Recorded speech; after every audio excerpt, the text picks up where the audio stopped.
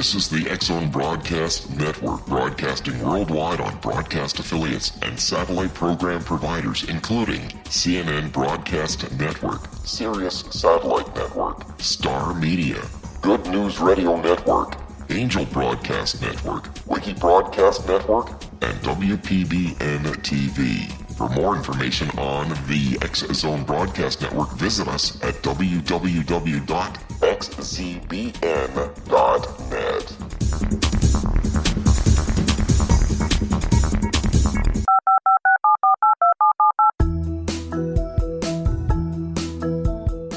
Did you know that when you're on the road with limited data or Wi-Fi, you can still listen to the X-Zone Radio Show with Rob McConnell, The Science of Magic with Gwilda Wiyaka, X-1, Dimension X, Space Patrol, and every minute of the X-Zone Broadcast Network by calling 213-401-0080, courtesy of Audio Now.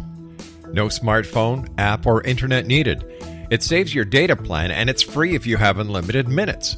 Call 213-401-0080 to listen on any phone, anytime, anywhere. Remember, 213-401-0080 for the best of the paranormal, parapsychology, and sci-fi radio programming anywhere, 24/7, 365.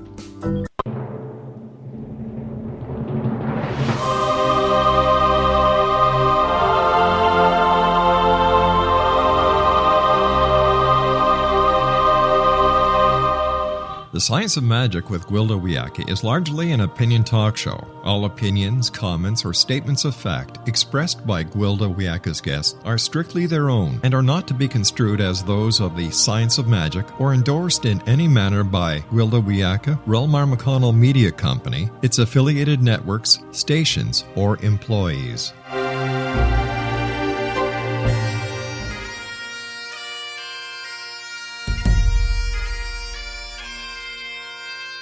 Welcome to the Science of Magic with Gwilda Wiyaka, a program dedicated to uncovering the unified nature of reality and humanity's ever-evolving place as truly galactic beings. For more information on the Science of Magic with Gwilda Wiyaka, visit us online at www.thescienceofmagic.net.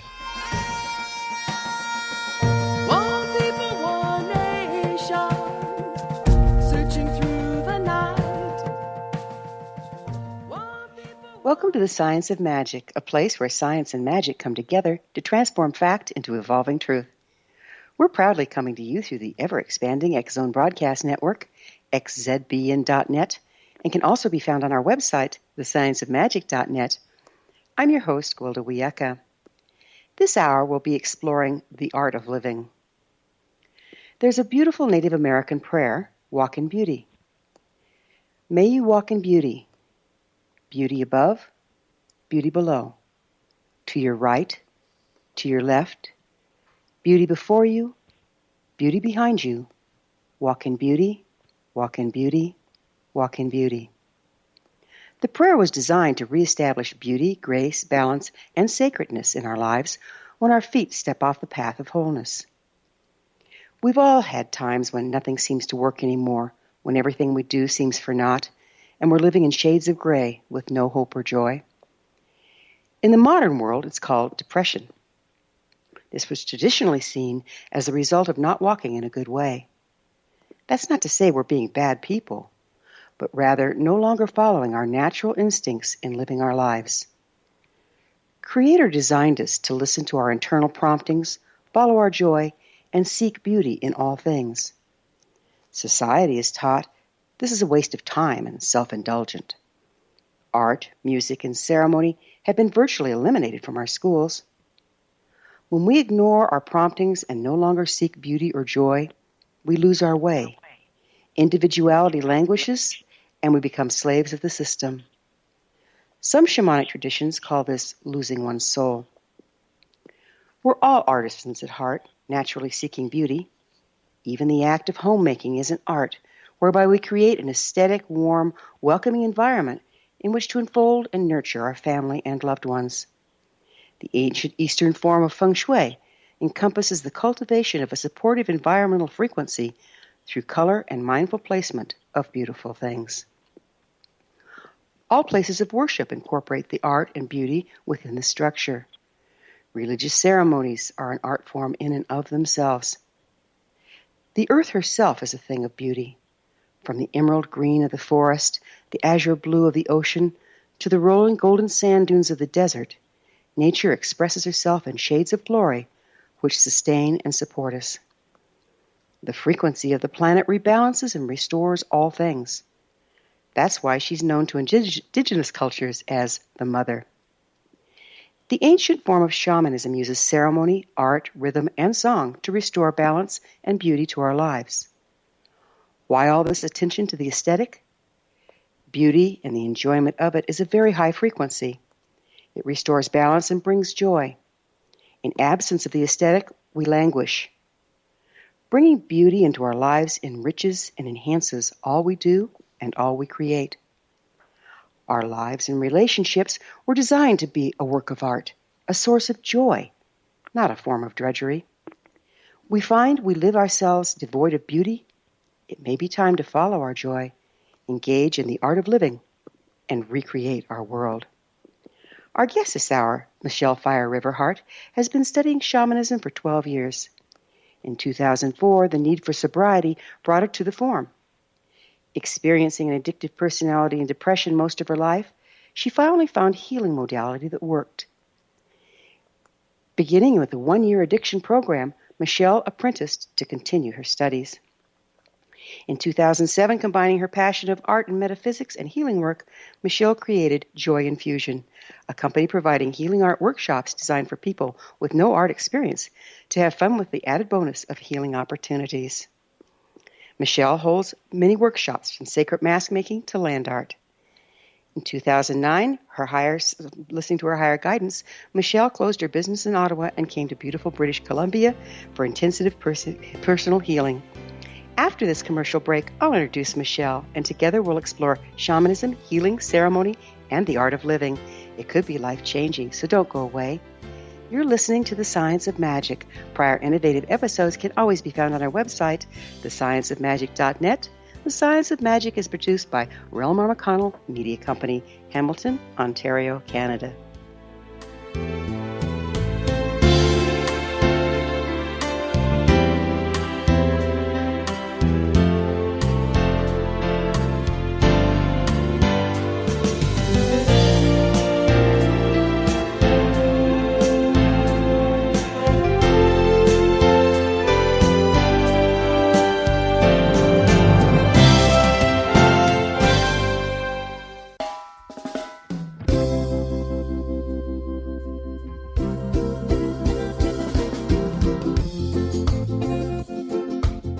This is Johanna Carroll, host of Dialogue with Divinity on the X-Zone Broadcast Network. While walking along Kaanapali Beach in Maui this past year, I kept discovering all these shells and coral in the shape of hearts. My dialogue with Divinity was very simple. Do you want me to do a retreat to heal people's hearts in Maui next year? And of course, the answer was yes. As a master spiritual teacher, I am offering you a neat retreat called Rise, May 8th through the 12th, 2017, and the chance of a lifetime to rest at a 5-star resort for 5 days and experience a spiritual renewal of your heart and soul. Kaanapali is one of the top 5 beaches in the world. This stunning resort has undergone a $40 million renovation. I walked the entire property, checked out the room choices on your behalf, and I must say it is stunning. Our conference room faces the ocean with sliding glass doors. Maui is known as Mother Maui because it is a soft, gentle, healing energy. In the embrace of Mother Maui, you will feel yourself rising from the limitations of an ordinary life to an extraordinary journey of peace, bliss, and harmony. A greater sense of clarity. Our Rise retreat ignites renewal in the sacred elements of air, water, earth, fire, and wind. There's plenty of free time to enjoy all that Maui has to offer. A small deposit is required now to reserve your space, as this retreat, it will sell out. For more details, please go to johannacarroll.com and register today. Aloha, and I'll see you in mystical Maui.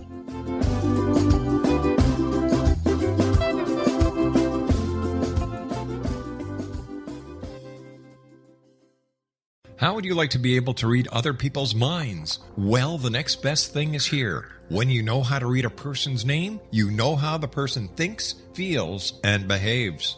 Each letter in our name holds a key to unlock our true essence. Our name contains both our gifts and challenges in this lifetime.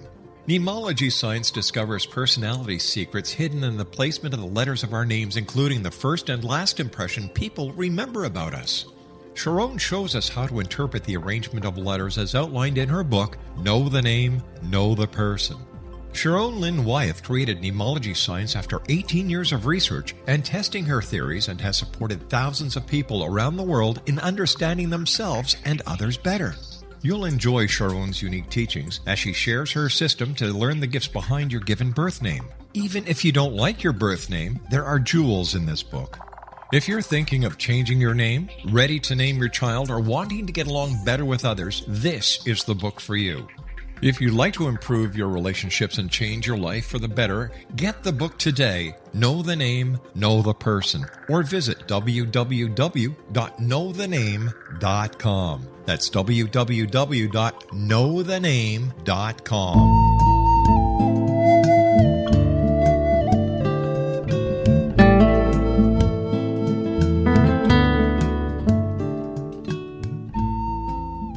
Welcome back. This is the Science of Magic, dedicated to unification and evolution of consciousness. I'm your host, Gwilda Wiyaka. Our guest this hour is shamanic coach and artisan Michele Fire-River Heart. Her website, GALAGO healing.webs.com. Michele, thank you for joining us on the Science of Magic. Wonderful to be here, Gwilda. Tell me, was that your given name, or did you take that on later on in life? That's my medicine name. So your medicine name represents your energy in this lifetime, not in other lifetimes. Your spirit name represents your name that you're known throughout lifetimes. So you can either do a ceremony to pull your medicine name yourself, pulling being pull it into this reality, so to discover, or you can. At that time, I didn't have the knowledge, and I asked someone to do it for me. And his vision was a vision of a lava flow with heart-shaped rocks flowing down it. And so the Fire River is hyphenated to represent the lava. Oh, nice. Yeah. So your story is not an uncommon one. Like many of us, you've struggled with addictions and depression. Would you explain how shamanism helped you overcome this? Yeah, what it did was I had done tons and tons and tons of head work and looked into every modality I could find that wasn't spiritual, but just head work, right? And I still couldn't stay sober. And one day I was in Ottawa at the time, and we had one of those metaphysical magazines that advertised things, and there was this ad for this program called Healing Broken Circle, which was a meld between shamanism and Gestalt therapy. And Spirit just said, you need to do it. So I took my money, I put it down, not knowing how I was going to get more money, but what I knew is that I needed to get sober, and this was what was calling to me. So it was a long program throughout the year. Up in Toronto, you went for long weekends and then a full week of ceremony. What it did was bring to the fore the past childhood experiences that I had not even seen or, discounted as being relevant because everything looked pretty on the top. And it did it through me experiencing things through my body, so taking me out of my head and into my body through ceremonies and different techniques and experiences. So that was totally different for me because, as most addicts realize, what we're trying to do is stay out of our body, right? We don't want to feel. So it teaches you to feel. It gave me techniques on how to heal my past history. And then just basically perseverance, patience, and persistence in finding strategies and working them and continuing to heal the past. And I still do that to this day. If I come up against a button, and as soon as I hit a button, I know that there's still something that needs to go. If I do my healing work right away, it's cleared, which is just an amazing feeling. That is the key, isn't it? Is always staying in process. I know, I've worked as a shamanic practitioner for over 40 years, and the effectiveness of my service is totally dependent upon the effectiveness of my personal processing. It's not something you do and just stop, is it? No. Well, you could do it that way, but it's not effective, because then you stop in your healing journey and you stop in your evolution and growth. I personally believe we're here to evolve and grow and heal. So for me, that's just, once I committed myself to the path, which was scary, because then I said, this is going to be lifelong, and it was work at the beginning. I didn't know if it would ever be not work. And what I've realized after this many years is once you get over the hump of doing the majority of that past history work, then the extra layers of the onion are much easier to deal with. There comes a time in that process where we kind of heal beyond society, and that makes us the trailblazers, if you will, into evolution. Do you agree with that? I'm not sure what you mean about evolution, but as far as standing in leadership and being mirrors for others, yes. Yeah, that's what I was talking. Okay. Speaking of which, what is your definition of shamanism? Well, for me, and there's very many different types of shamanism, so listeners do not think that this is the be-all and end-all. This is just my take and from my particular tradition. It is a way to heal in the world and come back into balance and give you techniques and ceremonies to continue your life journey in beauty and power. Very nice. Why do you think it works when more modern-day approaches often fail? Well, this is again personal, but I think we have, because of our modern societies, lost our spirituality or religion, whatever you believe in. We've lost our connection to spirit, and we've lost our communities for the most part. So our support structures have all fallen away in a very quick period of time. What I find shamanic traditions tend to do is bring you back into balance through the earth, through community, through being connected. I feel it's so dramatically. I live in the country now, and I need to for my sobriety, but what I also feel is the energy shift. I go over to the city to work, and it takes so much out of me because everything's concreted, there's so much noise, there's so much energy blaring at you. It's very hard to stay grounded. So shamanic traditions help you have that base of being connected so that when you go into an environment like that, you have strategies and skills to stay back and come back into balance when you leave that, and hold the best balance you can when you're in that environment. That is the gift we bring, isn't it? Is by standing in true nature and taking that wherever we go, then it's available wherever we are. Yep. Yeah, and depending on how healed I am and on that particular day, because it varies, right? Yeah. It varies on what day I'm like the warrior and another day I'm like the wailing child because, I mean, in addiction you say, what is it, help? I forget it. But there's triggers, right, in staying in balance. And those are the pieces that still need healing. But with my strategies and my techniques to heal, as long as I have that awareness, I found that I keep consistently being able to do more and more and more of the staying ground, as opposed to being totally out of balance and having to go somewhere quiet to become back into balance. Were you disassociative? No. That's I good. mean, I suppose that sometimes if I was high, I might have been disassociative, but right. But honestly, that was relief back then. Now I think of it, and I couldn't. My body actually cringes. Internally, I feel the cringe of looking back at that person. Mm-hmm. What all can we treat with shamanism? From what I've seen, almost everything. Now, I'm not saying you've got a broken limb, you're going to do shamanism to heal it. I'm sure there are some shamans that have extreme skills and can do that kind of medicine, but for the most part, it's about. I've seen cancer remission. I've seen coming back from the brink of death because of bulimia. I've seen addictions. What else have I directly seen? Abusive relationships to others and themselves, lack of self-esteem, lack of self-worth, having triggers from past childhood traumas or adult traumas for that matter, because they tend to build on one another.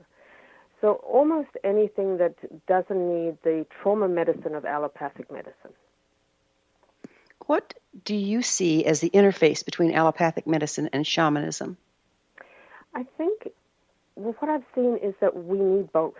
I mean, we absolutely need both. If I break my arm, I am going to the doctor to get it set. What, you're not going to call me up? No, I'm not going to use my crystals and tuning forks to set it. However, what I will do is once it's set, I will then be using shamanic techniques to encourage and help the healing. Like crystals, drums, sound medicine, right? Very effective, isn't it? It's very effective. And using alchemy, which is, a very misunderstood word in our culture, but using alchemy and intention. So from our modern perspective, dream boards and altars that bring in what you want, all these different techniques, they're all little pieces of the puzzle that can help you. But that being said, it's all up to you. Like how much you work it is how much you get out of it, like anything. Isn't that the truth? I've always, we could call ourselves or each other healers. But really the only healer is ourself. We can only heal ourselves. We can get support from outside. But the job happens internally. Has that been your experience? And does shamanism work with that? Oh, absolutely. In fact, healer makes me cringe. I started Gabriela Healing Arts here on the island, which is just a database and a group of all types of healing modalities. And we established at the very beginning that no one was to call themselves healers because it didn't matter which healing modality it was. We all were of the same mind that we heal ourselves. I'm a facilitator of knowledge to help you heal, but I do not heal you. It's the recalibration with the natural way or the planet, I think, is the most that assists us the most. Is that what you found? What I found is that I've been in sort of trauma addiction learning for most of my shamanic career, is that dealing with your past history and in concert with being in balance with the planet is what is the most effective. And we have to clear our past history in order to take on the balance of the planet, actually, Absolutely. Don't we? Yeah. Absolutely, yeah. What is shamanic coaching? Well, some people call me a shaman. I say shamanic coach because that's what my certification was. It's basically we were taught a whole bunch of healing techniques and ceremonies and alchemy, things in alchemy that we could do, that we can do for clients or teach to clients. So from my perspective, I've been debating this so much actually with people calling me a shaman. I suppose in modern day terms, people might call me a shaman because it actually is how I walk in the world. However, for me, to be a shaman is someone that grew up with their mom or dad being the shaman and handing down all that knowledge. But that's not very often in our society that happens. No, we have to kind of reintroduce the practice itself or the ceremonies themselves because we've gotten so distant from it. Is that what you're talking about? Yes, and from just celebrating everything. So ceremony, I don't know what people understand as the word ceremony, but from my perspective, we have many types. We have ceremonies that help us heal. We have ceremonies that celebrate certain points in life, like the rites of passage. So anything from like becoming sober and having held it for X number of years to your 16-year-old child becoming a woman or young man becoming a man, All these different ceremonies, it has such an impact on your journey when you have community around you going through a transition like that in ceremony with you. It totally changes it other than having a birthday party, which is great, it's fun to celebrate. But this is much richer. It's a connection with the everything. It's taking your own power while being supported by your community, by your family. Mm. We're going to have to take a quick break, but I would love to pick up, because ceremony is a hugely important topic. I'd love to pick up with it on the other side of the break. Michele and I will return to our discussion. We're coming to you through the land leading edge of paranormal broadcasting, the X Zone Broadcast Network. Don't miss the other fine shows and hosts on xzbn.net. You're listening to The Science of Magic, thescienceofmagic.net. I'm Gwilda Wiyaka. Michele and I will be back. We'll talk about ceremony, so don't you go away.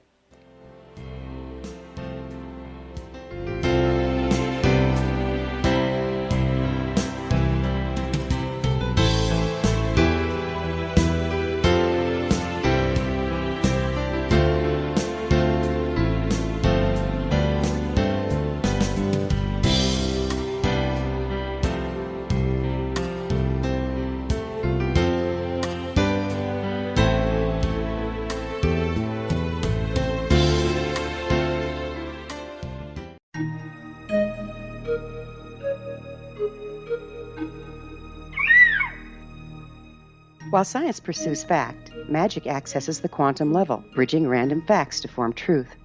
As long as science and magic remain separate and polarized, the truth cannot be known. I'm Gwilda Wiyaka. Join me on the Science of Magic radio program, dedicated to unification and evolution of consciousness. During each episode, I'll be speaking with experienced and respected scientists and mystics.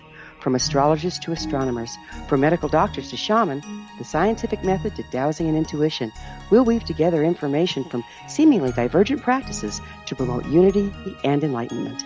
Join me, Gwilda Wiyaka, and the Science of Magic right here on the Mutual Broadcast Network. For more information, visit www.thescienceofmagic.net. Gibbs A. Williams, Ph.D., is a practicing psychoanalyst, supervisor, researcher, and author in New York City. Much of his life has been dedicated to understanding nature and the uses of meaningful coincidences or synchronicities. His radical and original non-Jungian, non-mystical, non-magical theory of synchronicities illuminates much of the fog surrounding this challenging and perplexing topic. His ideas and manners are fresh, presented in a style that is both entertaining and highly informative. He is also an expert on crisis intervention, specially focused on violence reduction for the police and citizens, mastering anxiety, frustration, and stress without the use of medication, and effectively preventing and treating heroin addiction. Dr. Williams can be contacted at his email address at gwwilliamsny11@aol.com or visit his website at... Wouldn't you love to know the secret to everything? Well then, meet Dr. Kimberly McGeorge and her cutting-edge breakthrough knowledge that combines science with possibility. Dr. Kimberly brings real-life answers and healing to those open to alternative solutions. She teaches solution-based programs and classes that will change all areas of your life forever. Specializing in conscious creation, intuitive readings, and energy medicine, you can rapidly shift health, relationships, business, and money and abundance challenges quickly. Receive her best-selling book, Secret to Everything, at no cost by going to secrettoeverything.com/X-Zone. That's right, transformation can start now. Just go to secrettoeverything.com/X-Zone and receive Dr. Kimberly's book for free. Afterlife expert Roberta Grimes was the first one to say that dying can be fun. Now her best-selling book, The Fun of Dying, is available in stores worldwide. So if you wonder whether death ends life, how it feels to die, or what heaven might be like, The Fun of Dying was written for you.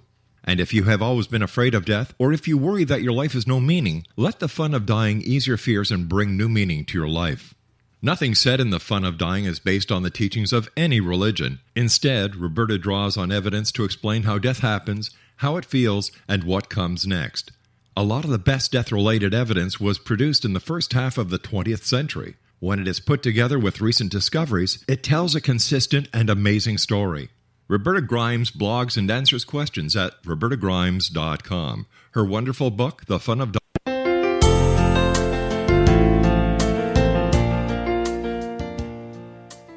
Welcome back. This is the Science of Magic, a place where magic and science come together to promote enlightenment. I'm your host, Gwilda Wiyaka. Our guest this hour is shamanic coach and artisan Michele Fire-River Heart. Her website is GALAGO,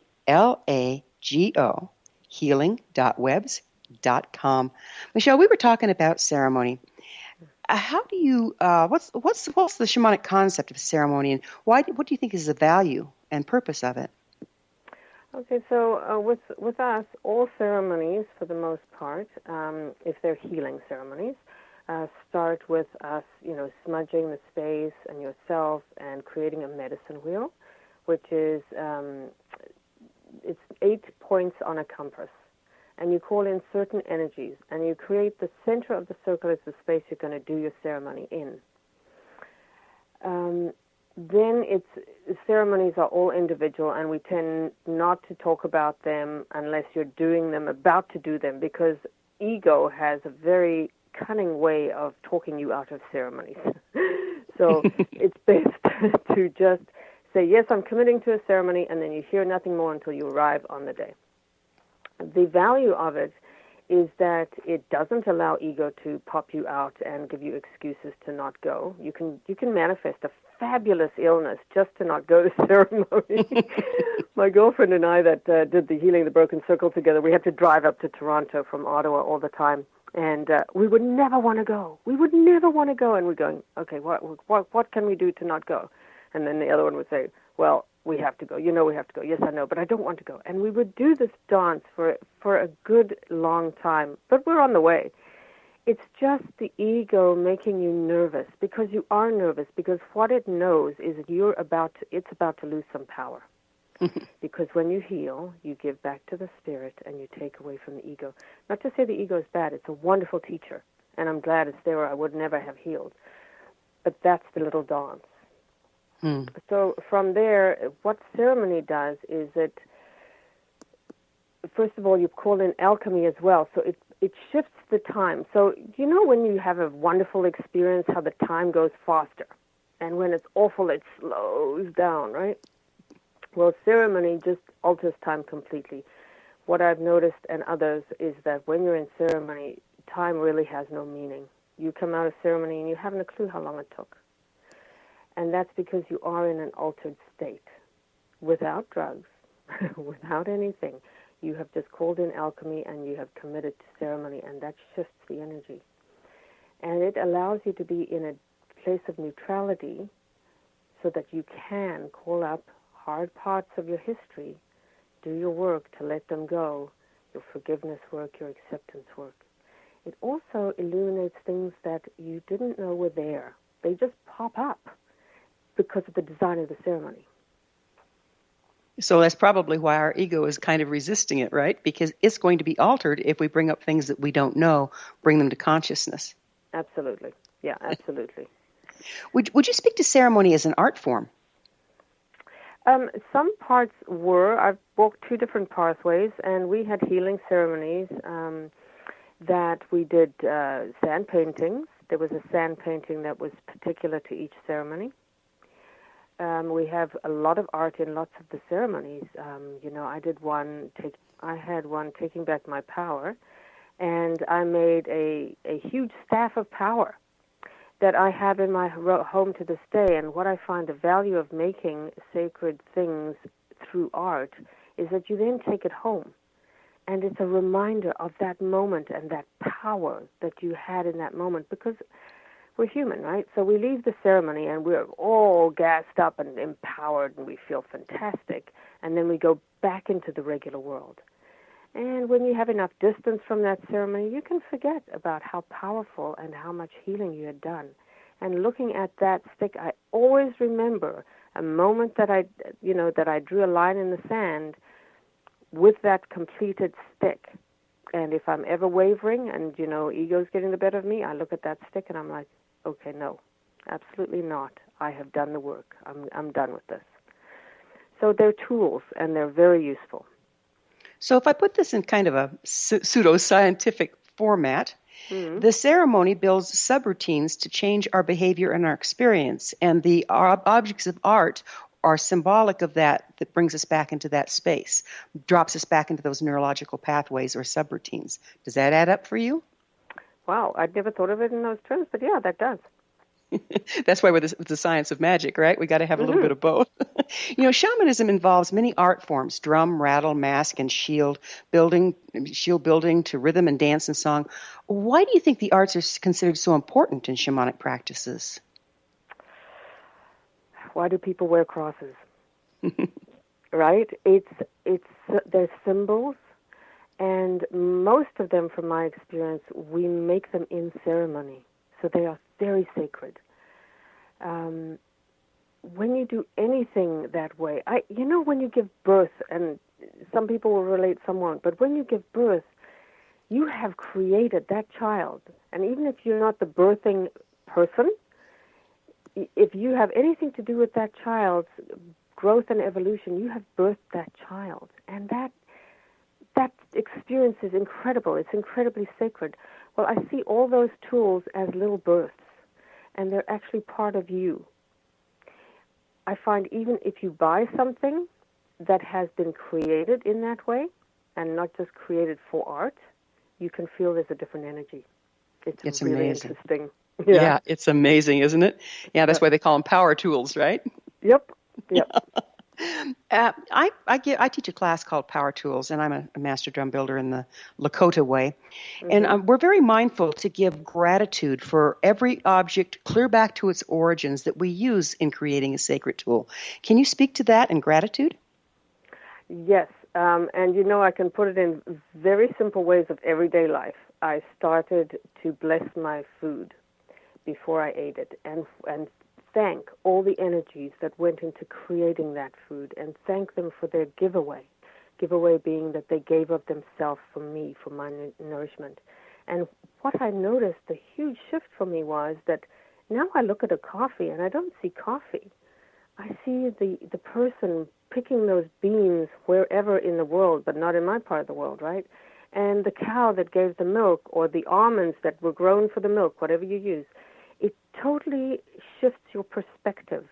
But it also really, it makes my heart sing in a way to do any kind of honoring. It just changed it. So before I started the show, I asked for help from a certain entity that I work with, and I did an honoring. And it feels like that makes a connection, an energetic connection. It's amazing, yeah.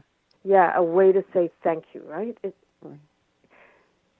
Yeah, exactly. Before we do these shows, I set up sacred space where I'm working, and set up a container for us to work out of in a sacred way to best serve all concerned. And boy, it really helps. It makes such a difference. Why do you think aesthetics and creating art can be so healing? Well, because I think personally that art, particularly art we create for ourselves, is pieces of ourselves, pieces of our soul.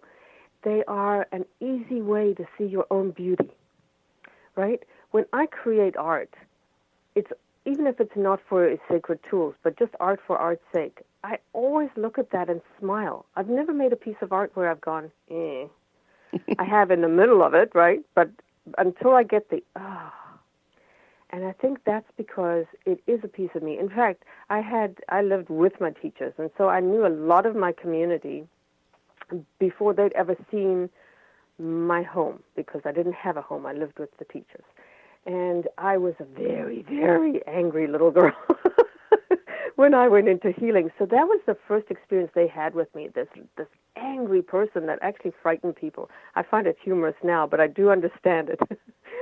And then I had one friend, like 3-4 years later, come into my home. And she stood around and she looked and she went, oh my goodness, now I see your spirit. Right?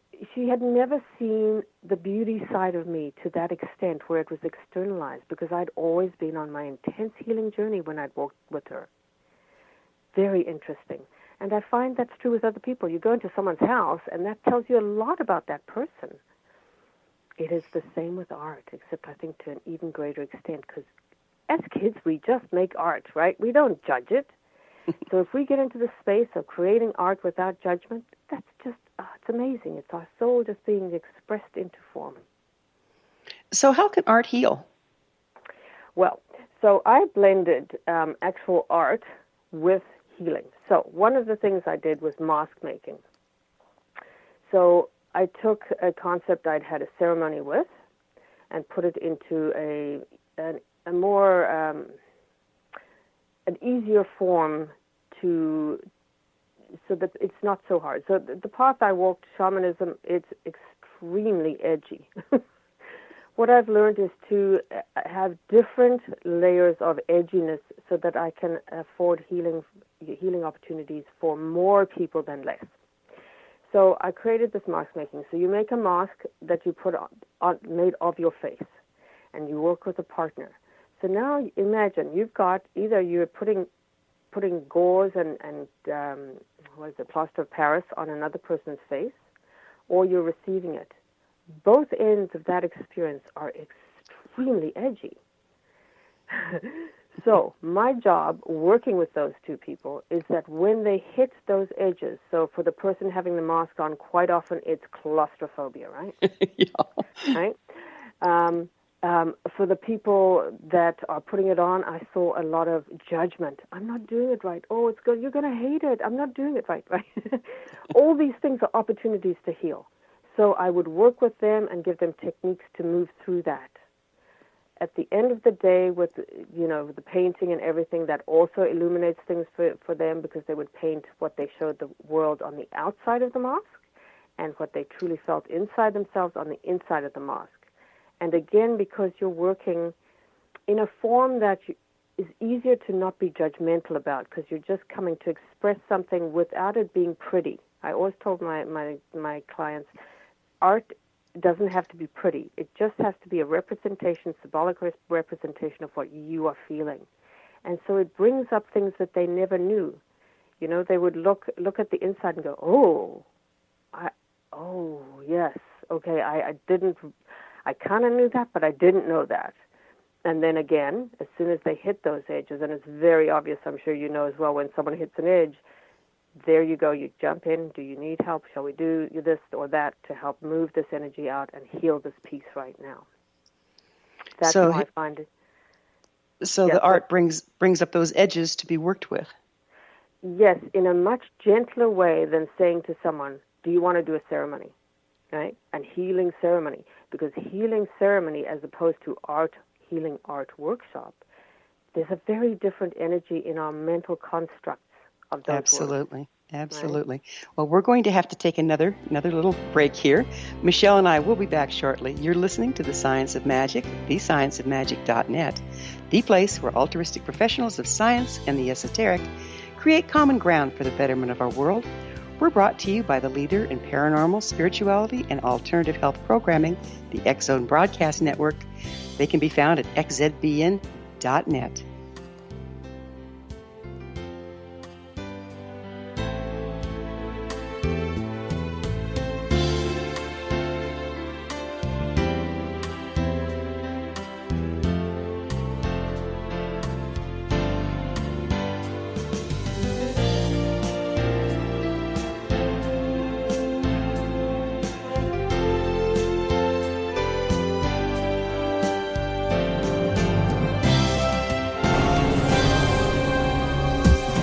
This is the X-Zone Broadcast Network, broadcasting worldwide on broadcast affiliates and satellite program providers, including CNN Broadcast Network, Sirius Satellite Network, Star Media, Good News Radio Network, Angel Broadcast Network, Wiki Broadcast Network, and WPBN TV. For more information on the X-Zone Broadcast Network, visit us at www.xzbn.net.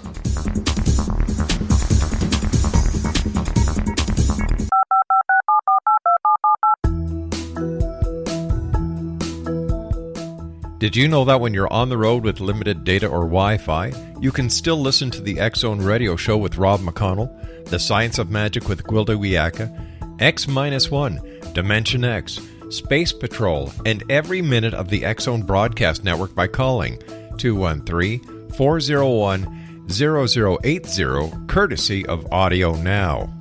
No smartphone, app, or internet needed. It saves your data plan, and it's free if you have unlimited minutes. Call 213-401-0080 to listen on any phone, anytime, anywhere. Remember, 213-401-0080 for the best of the paranormal, parapsychology, and sci-fi radio programming anywhere, 24/7, 365.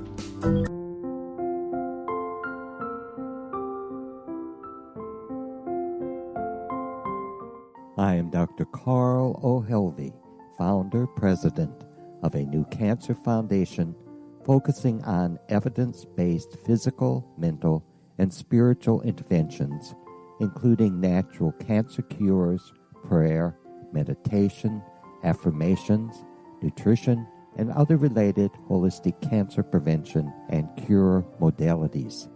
These are used in cancer education, research, and financing care.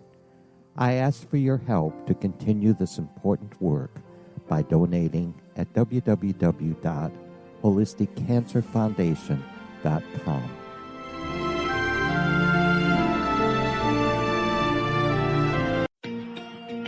Wouldn't you love to know the secret to everything? Well then, meet Dr. Kimberly McGeorge and her cutting-edge breakthrough knowledge that combines science with possibility. Dr. Kimberly brings real-life answers and healing to those open to alternative solutions. She teaches solution-based programs and classes that will change all areas of your life forever. Specializing in conscious creation, intuitive readings, and energy medicine, you can rapidly shift health, relationships, business, and money and abundance challenges quickly. Receive her best-selling book, Secret to Everything, at no cost by going to secrettoeverything.com/X-Zone. That's right, transformation can start now. Just go to secrettoeverything.com/X-Zone and receive Dr. Kimberly's book for free.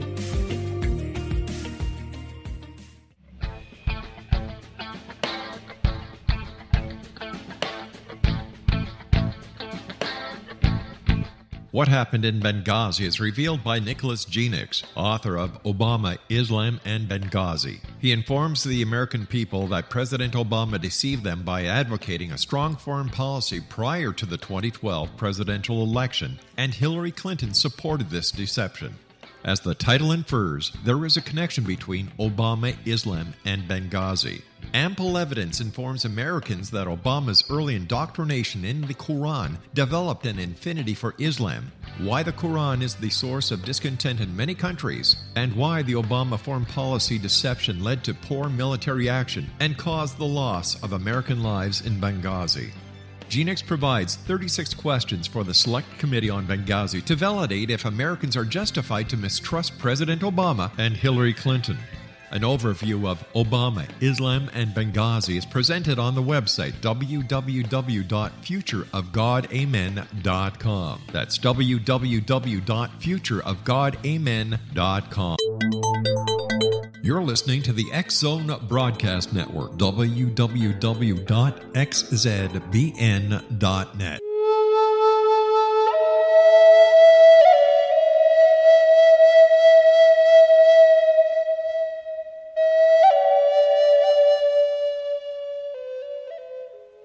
Welcome back. This is the Science of Magic, bringing together gifted people of service to the world. I'm your host, Gwilda Wiyaka. Our guest this hour is shamanic coach and artisan Michele Fire-River Heart. Her website, GALAGO, healing.webs.com. Michele, would you tell us some about your training? Who'd you study with, and where did you get your shamanic coaching certificate? Okay, so it's two places, but they're connected. So I'll start at the beginning. So the head Naguals, which are like the spiritual leaders of the Hopi, the Maya, the Cree, the Cheyenne, and the Crow, all had the same vision back in '76, and that was that they should bring the teachings, their teachings, out to all the people, not just people of Native American origin. And so they braided their knowledge and offered it to everyone. And so that was the pathway that I started on. Then that was also part of healing the broken circle. They had to create addiction ceremonies because they never used to be addiction in First Nations, so they didn't need those ceremonies. But that was also part of this pathway.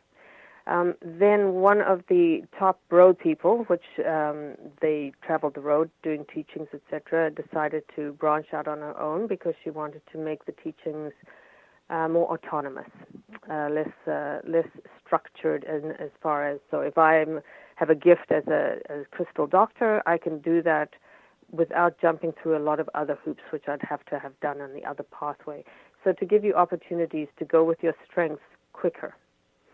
And so I studied with them and lived with them for 3.5 years, although I had also taken a number of years in Ottawa with their program. So I started the coaching program in Ottawa and then finished it at their house. Each of them have, I think one's got 30 years in shamanism and the other one 25.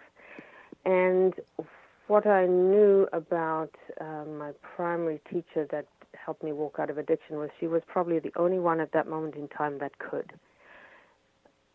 She had been an addict, which to me was important because otherwise I didn't feel they would know what they were talking about. And she was ruthless, but ruthless in the light, and that's exactly what I needed. So it was very interesting. She wouldn't take any crap off me, which was extremely important because I was very angry and very ruthless myself, but totally in the dark. So, and I made a commitment to her, and I don't break commitments. So that was the way I walked out of it. And within that journey of doing the intensive apprenticeship with them, I also finished up my certificate and my practicum, and then started offering my services to the public in general. So do your coaching sessions, that's part of what you offer, right, are coaching sessions. Mm-hmm. Does that work long distance? Some of it can, but I really try to avoid it because what I've found is that a person can disconnect if you're working long distance, right? They can, if they go into extreme fear and jump out of it, they can just disconnect. And I have no opportunity except through the spirit realm to help them through it. Whereas if I'm person on person right there, it's a lot harder for someone to walk away and negate their healing journey. So it gives me more of an opportunity to support them and encourage them to persevere through. And then some things just do not compute through the media of Skype or the telephone. I mean, you have to be one-on-one. Ceremony, for instance, if it's something that I need to walk them through the ceremony, obviously I've got to be with them. There are a lot of ceremonies they can do on their own. But, I find it more important to be together. Before we get too far in this last segment, would you mind sharing where people can find you and your services? Basically from my website. I live on Gabriola, but I am willing to travel. And so, just make contact through the website, and then I'll get back to you. It is a weird name, by the way, because Galago is my healing animal, which is a bush baby. So I had a lot of advice to not use such a weird name, but Spirit just told me that that's what I was supposed to use. So that's what it means. Galago is a bush baby. Okay, and would you tell us your website again, please? Galago Healing, which is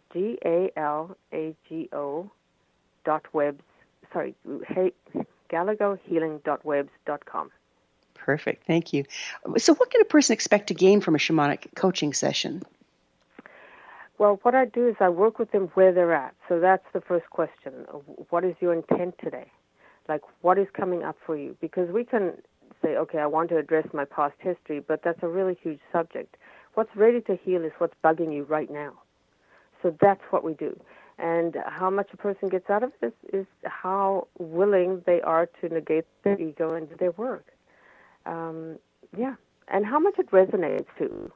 I mean, I always talk to someone on the phone before they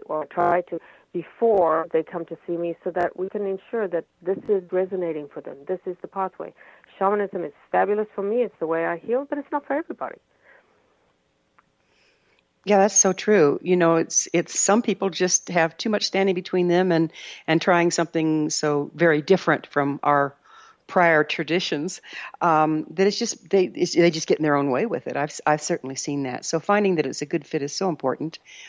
How do you find that the shamanism you practice differs from the indigenous forms? Honestly, I don't know a lot about the indigenous forms. I have no Native American blood or First Nations blood. The little bit I've seen is that now with how we do it, we were encouraged that we blend all of our healing arts. So if you've taken Reiki or you've taken some other massage therapy or whatever, work with all your gifts. So we don't honor necessarily the historical traditions. I have a friend that is First Nations and walks the very traditional pathway, and for me, it pushes too many buttons in terms of how much we've evolved and grown with sexuality or sexism, things like that for me don't work. Now, that could be because of my past history, but that's the difference I see, so who knows? Yeah, it's interesting. And I always say, well, so when was the tradition? I mean, it was a matriarchal society, most of our indigenous people on this continent, until the black robes came. So traditionally, it wasn't patriarchal. Traditionally, it was more matriarchal. So, there's a dogmatic adherence to some traditions that aren't the original traditions, and I understand how that can be difficult to work around. You mentioned working with your teachers to recreate your life. Mm-hmm. What do you mean by recreate a life, and how does one do that? Okay, well, if anyone that's been a severe addict knows, you blow up your life is what you do. That's usually when you ask for help, is when you've got no more money, you've got nowhere to go, you've got nowhere to live, you've crossed that last straw, as I say. And that's where I was at. I had 3 weeks I had a month to get out of where I needed to live, where I was living, and I knew I had no money to move anywhere else. I was so in addiction that I was starting to impact my business life, which I had never done before, and I was totally desperate. I had no more hope, and it was my only blood warrior sister that said to me, "You need to leave your life, Michele." And I said, what damn difference is that going to make? I've done Healing the Broken Circle. I've done addiction ceremonies. Nothing has worked. What difference is that going to make? And she said to me, you cannot hold your sobriety in your life, because my life was full of addicts and full of stress, right? And I had tried and I had tried and I had prayed and I had done the work, but it wasn't holding because I couldn't hold it in that environment. So I had to actually leave everything, and I left everything. My teacher gave me 3 weeks to come out here, because she had never done it before, had anyone to come and stay with them to heal. And on the phone, when I asked her, she said, well, I'll get back to you. I've got to ask my partner. And she got back to me and she said, we say yes, but you will be here for 3 months minimum, and you will be here in 3 weeks. And I went, but? And she said, I know you can do it. Click. But you know what? I did. I look back and I don't know how I did, because I was in deep addiction, but I recycled everything I owned pretty much. What little I kept, I put into 5 different places, 5 different people's homes or barns or whatever. I manifested $5,000 when I had 0, and I was out here in 3 weeks just shaking and baking. So that was the start. That was the big step, right? That's the hardest part. And then, and she did one big thing. She said, you're not allowed to bring your car, because she knew I'd probably run. So I literally left my child, closed up 2 businesses. My child was an adult living on her own at that point, but she was still very young and needed me. So it was big, because I knew I was abandoning her. But I had to abandon her to save my life. And I left my partner, who I'd been with for 11 years. I left it all. I just left it all. And then I started the work, the actual work. And little by little, more and more I healed. I had made a commitment to myself to not leave that land until I knew I could hold my sobriety. And it took 3.5 years. Time flies, and we're out of it. Michele, thank you so much for your beautiful heart-to-heart sharing and your work in the world. Thank you so much. Bye-bye. Our guest this hour has been shamanic coach and artisan Michele Fire-River Heart. Her website, GALGAGO healingwebs.com. This has been The Science of Magic. Remember, you can always listen to past thought-provoking episodes on our website, thescienceofmagic.net. Until next time, dear ones, may you be blessed with knowledge and comforted with love as you embrace the art of living.